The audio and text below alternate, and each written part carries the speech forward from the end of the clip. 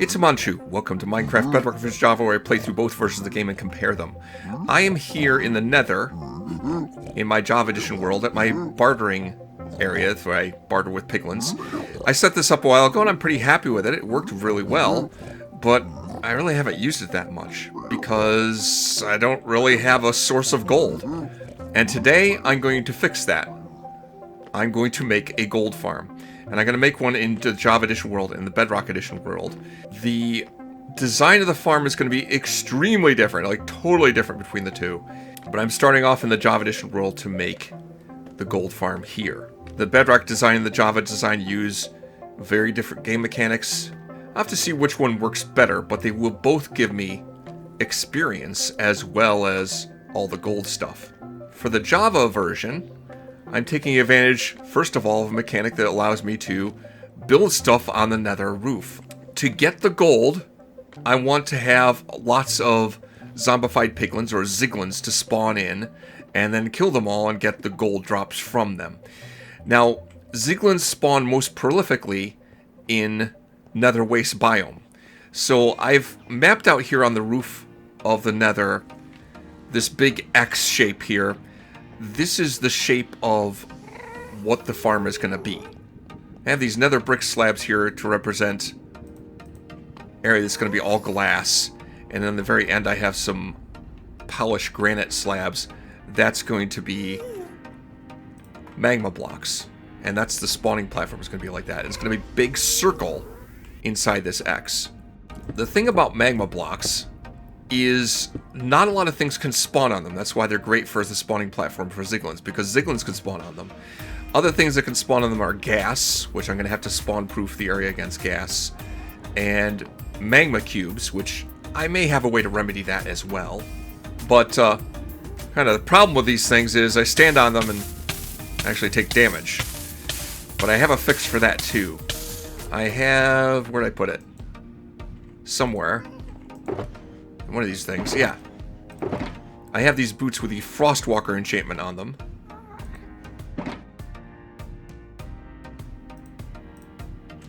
So if I wear those and stand on these magma blocks, it doesn't hurt at all. So while I build this farm, I'll be using these boots to allow me to walk around on these blocks without problem. I can also sneak while I'm walking on them, and I probably will do a lot of sneaking while I'm walking on these magma blocks, but I can also just stand normally and walk on them without trouble, as long as I have the boots enchanted with Frostwalker. A nice thing about being able to build stuff on the nether roof is nothing can spawn on the bedrock, and the only place where things will be able to spawn is the places where I place spawnable blocks. I'd be able to control the spawning area. I won't have to spawn-proof a large part of the nether to build this, and that's great. And I'm not actually going to build it right on top of the floor of the bedrock ceiling. I'm going to build it way up high in the nether. Let me pillar up with scaffolding here up to Y256, which will be the build height limit. I guess I should also note the stuff that I'm using to build this. I have 3 shulker boxes full of glass, 4 shulker boxes full of magma blocks, and a few other assorted things. I may or may not need all of that. I'm also going to need some iron, and I'll need a few other additional redstone things. The design of this farm is based on a build by Ilmango. I will put a link to it in the description. He does a very good job of a tutorial of how this build works and why things are the way they are. I don't know if I can do quite as sufficient a job as he did, but we'll see.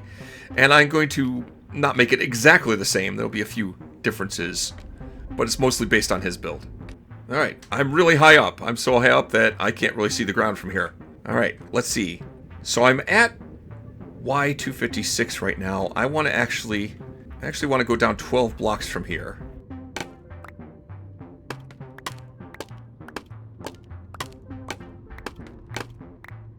That puts me at Y244. That looks right. The main platform will be at this level. And I'm going to build out from here, from this center point, 23 blocks in all 4 directions.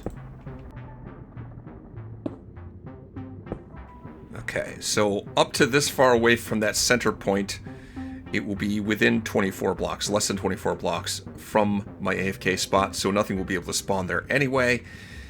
outside of that, I'm going to put magma blocks, and that will be the spawnable platform. I'm going to go out 8 blocks. Okay, so inside of this big glass X, it'll be all glass blocks. That's all less than 24 blocks from the center point where I'm going to be sitting AFK, so nothing will be able to spawn there anyway. And then I'll have 4 platforms of magma blocks, one on top of the other, with, you know, 2 blocks of head height, so there's enough height for the Ziglins to spawn on each platform. And then a row of glass on top of that to prevent gas from spawning on top of the top layer of magma blocks. I don't need to cover the entire spawning surface with glass, just like every 3 blocks, and that will start to become more clear as I get further along with this build. Now, let me turn this big X into a circle. Alright, the sort of circle-looking circle is done. Now, before I continue to make the spawning platforms outside of this, I need to build some place for the Ziglins to go. The place where I'm going to kill them all and collect all their drops. Okay, now we'll put a minecart on top of this. Definitely want to surround that by solid blocks so it's not going to go anywhere.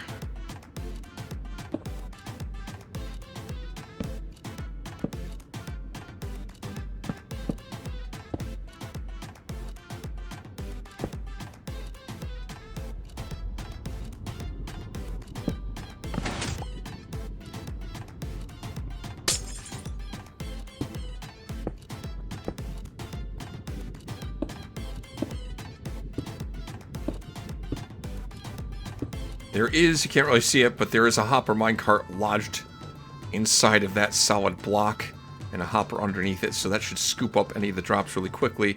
This is the chute that I want the Ziglins to come down. Put a slab here. Take advantage of a mechanic known as entity cramming. This is something that's only in Java Edition. If you have more than 24 entities in a single space, the additional entities will take suffocation damage until they die, and that's something that only exists in Java. Bedrock doesn't have that.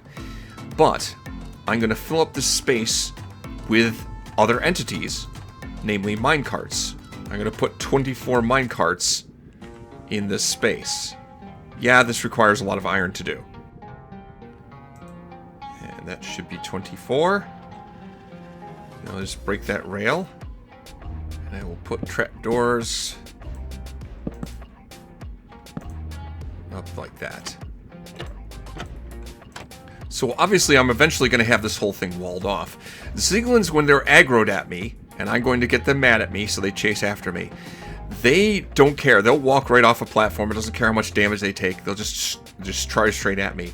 And I'll have all these trapdoors here, which will confuse their pathfinding, and they can think I can walk right through that, and then they'll just fall down into that spot where there's 24 minecarts, and they'll take suffocation damage and quickly die. And I'll be just kind of sitting down here, chilling. This slab here won't allow anything to get through, but the experience. And the experience will come through to me. Now, just make traps like that on the other 4 sides. And then work on some way to collect all the drops and sort them out.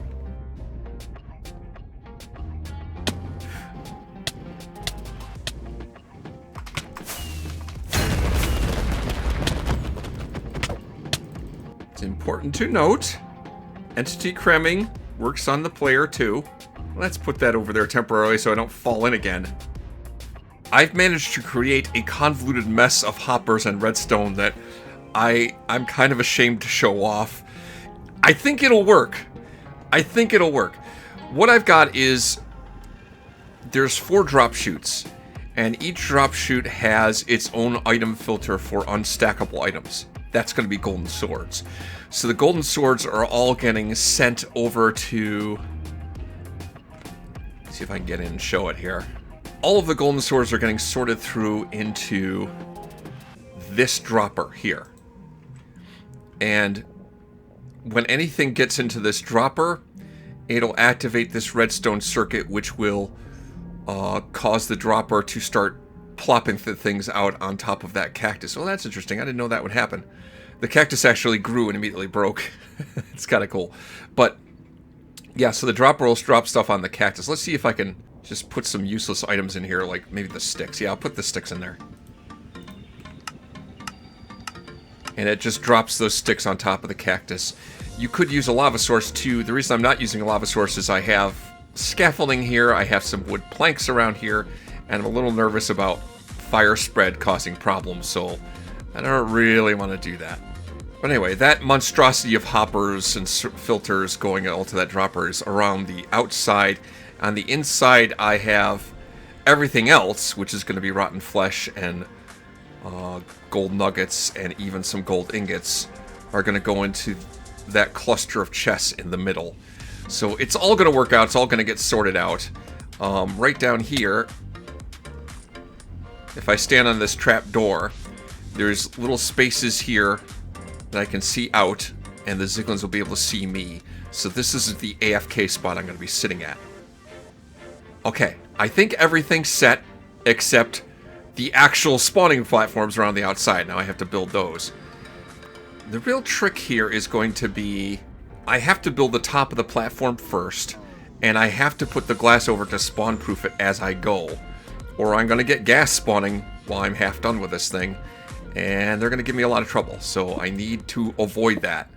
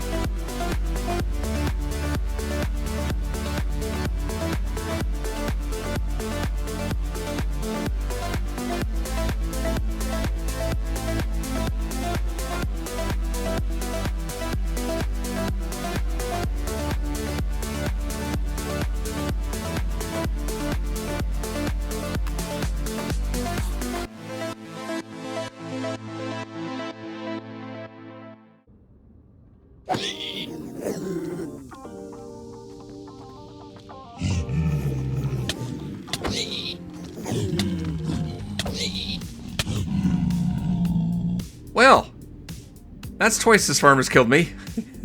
And this time it was costly. Very costly. All of my stuff just kind of exploded around me, and I was down around where those hoppers were. I think a lot of it got sucked up into the line of hoppers that leads to the automatic disposal system for the swords, and just got destroyed. My netherite helmet and netherite silk touch pick is nowhere to be found. It's gone. I lost my bow. Not to worry, I have another bow. I have a couple of spare bows. That wasn't a big deal. I have a spare silk touch pick, but obviously it's not netherite. And getting another helmet back is going to be... well, it's going to take some time. It's going to take some time to replace that stuff. And that is unfortunate. Well, I'll tell you something. It is most certainly loud, this farm. And it seems to be working well enough. I had to make some adjustments as to where my AFK spot should be. By being up here, AFK, the Ziglins that spawn in after the ones that are actually after me get killed will also go aggro at me and start going after me. When I was down lower where I could actually collect the experience, the Ziglins would quickly forget about me and they lose their aggro, and I'd have to shoot one of them all over again. But standing up here, they'll just keep coming and coming and coming, and you can see them dying in huge numbers down there. But it means that every once in a while I have to come down here, collect all that experience. And yeah, I'm getting a lot of experience in addition to the other drops. I've been at this, I don't know, an hour and a half maybe.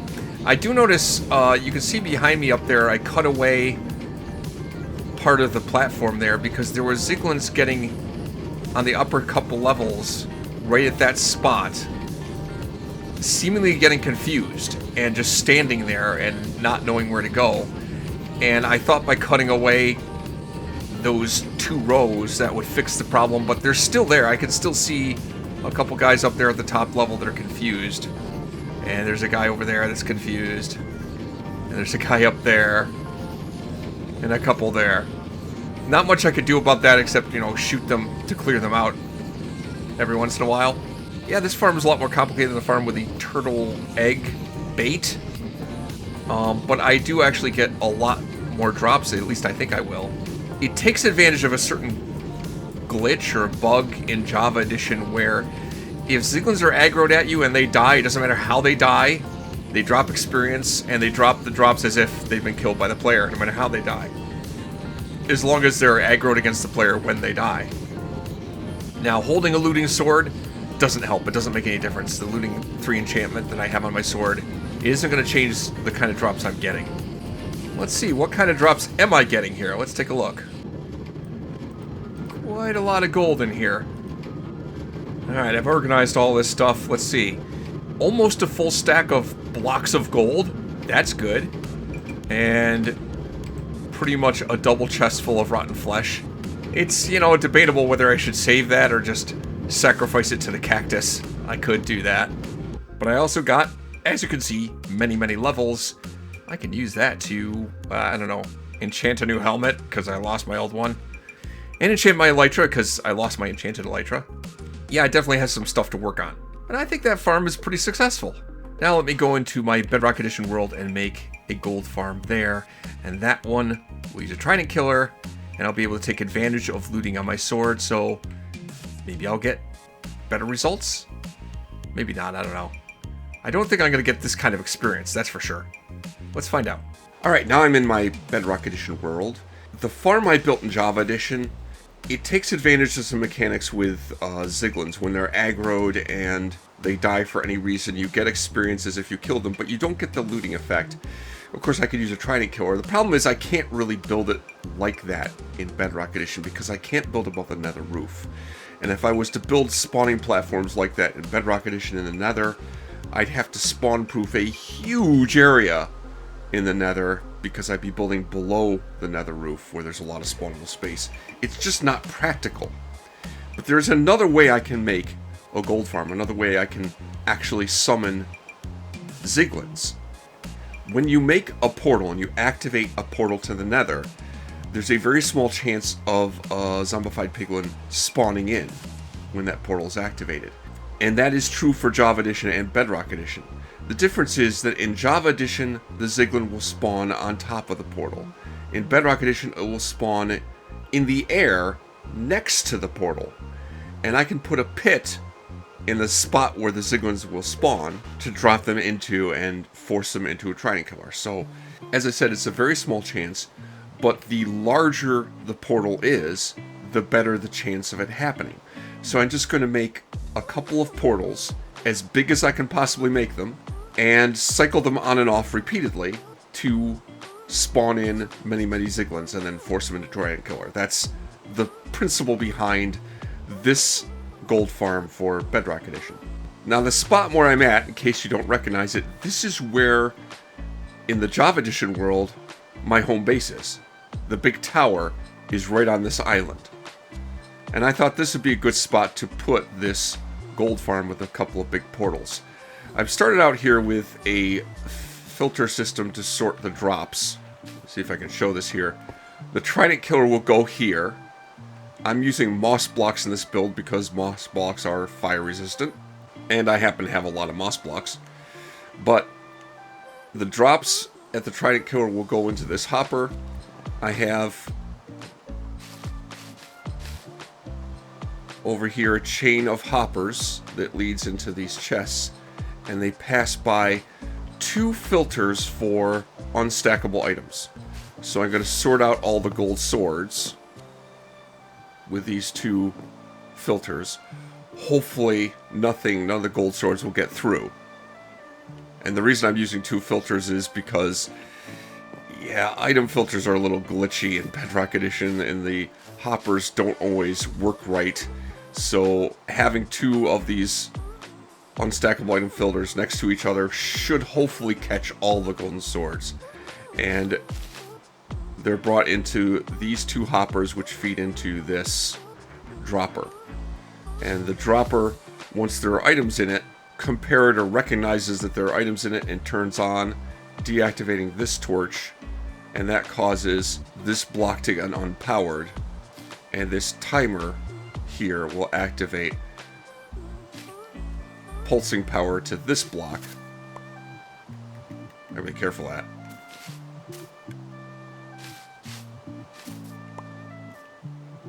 And then cycling this dropper. So if, for example, I put some sticks into this dropper, you'll see it in action. It just drops all the sticks right into the lava. So that's how I'm going to dispose of the swords. I'll set up the Trident Killer here.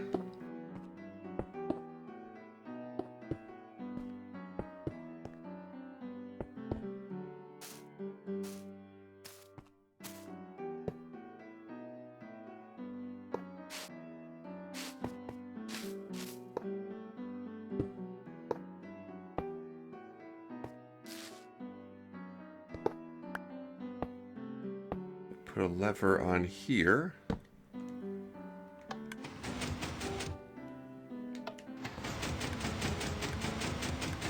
That looks good. Toss a couple of tridents in here. I have a feeling that this Trident Killer will not be able to keep up with the number of Ziglins that I get. Alright, looks good. Now from here I will build up another 20 blocks. So that puts me at Y 99? No. Math is hard. 89. Y 89.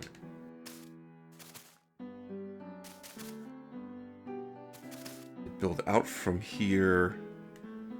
Let's say 8 blocks. So 3, 4, 5, 6, 7, 8. Alright, had to do a little bit of math here. The total length of this trench has to be, counting the 2-block pit there, 21 blocks. So I build out 8 blocks and then 4, and then go up 1 and then go 4 blocks.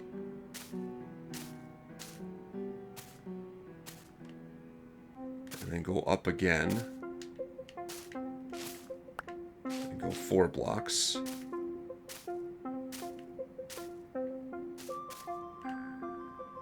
And go up again. And go 3 blocks. Alright, assuming I built that right. The water stream should go out to the very edge and not beyond it. That looks good. Alright, got my nice little trench. Now I'm going to build out on this side 8 blocks.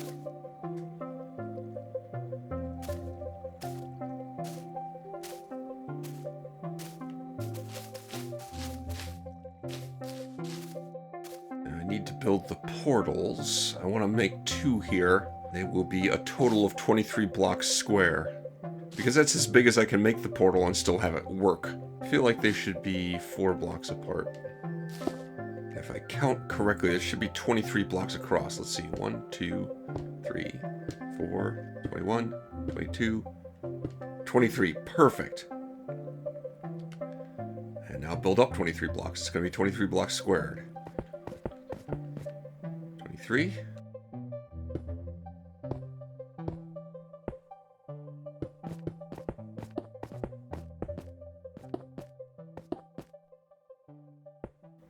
Okay. And I don't want anything spawning on top of this portal, so let me put leaf blocks on top of it. If I built this the right size, this should light. It does. Good. Let me deactivate it by breaking it. Now just build one exactly like it right over here.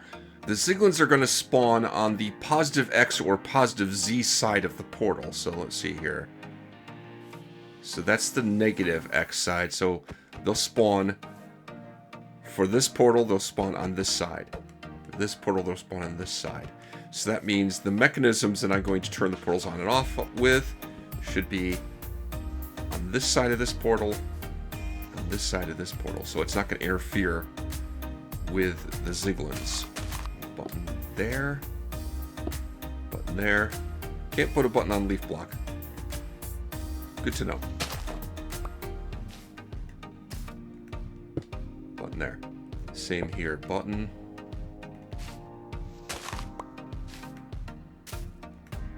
Button.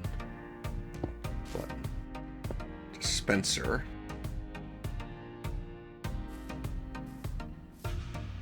Okay, I have that on 4 ticks. I may speed that up at some point. Yeah, and the buttons are stopping the water from flowing down any further, which is exactly what I need. Piston facing that way.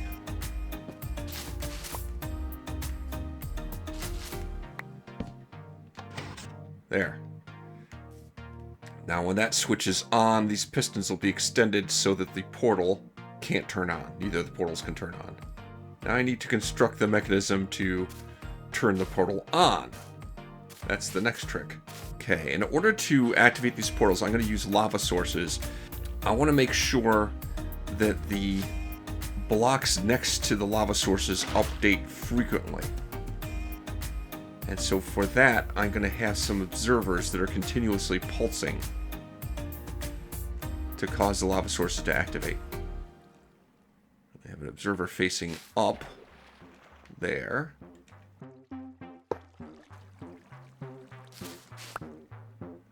And then 4 observers facing down.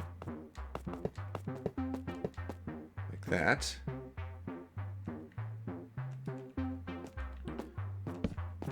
Put a redstone torch on top. That'll just tell me, yes, these are pulsing. So all these observers are constantly updating.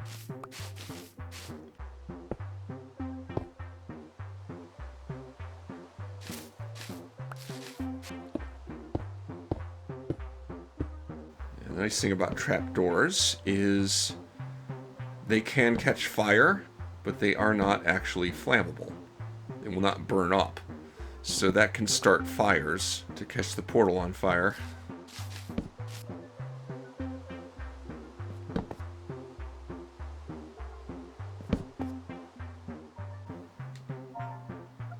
And signs, likewise, can catch fire but won't burn up from the lava. Put a lava source there, a lava source there, and there.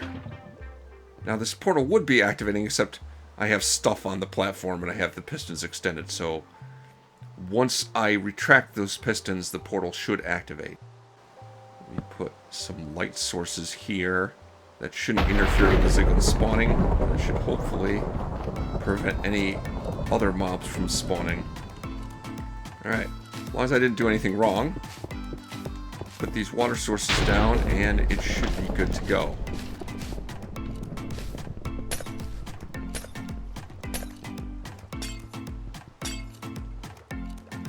Now that nasty thunderstorm is over with, let's go activate this. Go up top and activate the farm. Okay. I think this should work. If I retract these, the portal should tick on very quickly. They do. I already got Ziglin spawning in, but now I'll keep cycling it. And I think I can speed that up a little bit.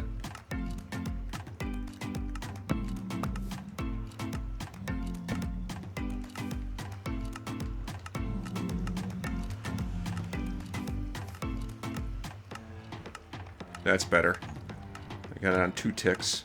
And the Ziglins are flowing. Beautiful. Now let me go down to the Trident Killer. And the experience should be able to get through to me here. It does.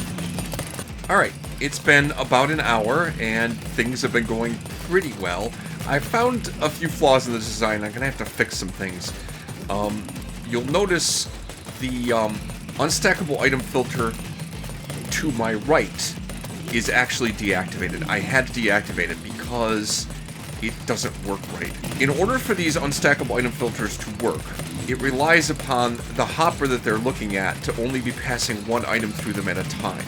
As long as that's the case, then it will only activate the hopper below and pull items out of here if that item, the single item going through, is an unstackable item. Unfortunately, this filter here, it's full of stuff. And so it was just pulling everything down through into the dropper, so I had to deactivate this one. With only one filter active, I am getting some stuff to come through into here. I'm getting an occasional sword to get past this single filter. But to be honest, I don't think I want to do it this way. I think I actually want to sort out those swords and smelt them. Because I've been doing it manually, and I had a stack of charcoal. I'm just about out of fuel. I'm getting a lot of gold nuggets from smelting those swords, so I'm going to have to rearrange this and start filtering out the gold swords and actually smelting them into nuggets. Now, let me deactivate this thing and get an assessment of how well this farm has been doing.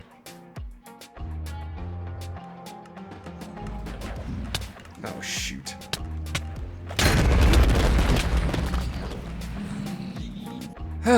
Well, this is why I would never play the game on hardcore, because I do something stupid like that and get killed. That cost me a little bit. Yeah, that dropper that was automatically dispensing of unstackable things, it seems to have destroyed my hoe and my shovel. My netherite hoe and my netherite shovel. But other than that, I think I recovered everything. So much for all the experience I got. Anyway, I fixed it. I got rid of that dropper that disposes of the swords. Instead, I moved the filter that I had over here. I think I should essentially move both of the filters. Because I can't put them side by side, I shifted them over like this, so that this hopper, which is going to end up with more than one item in it, isn't part of either filter. So I still have 2 filters. The golden swords are getting filtered out and put into this chest, which feeds into a couple of blast furnaces here, and I'm going to be fueling them with lots of lava buckets. That should give me plenty of fuel.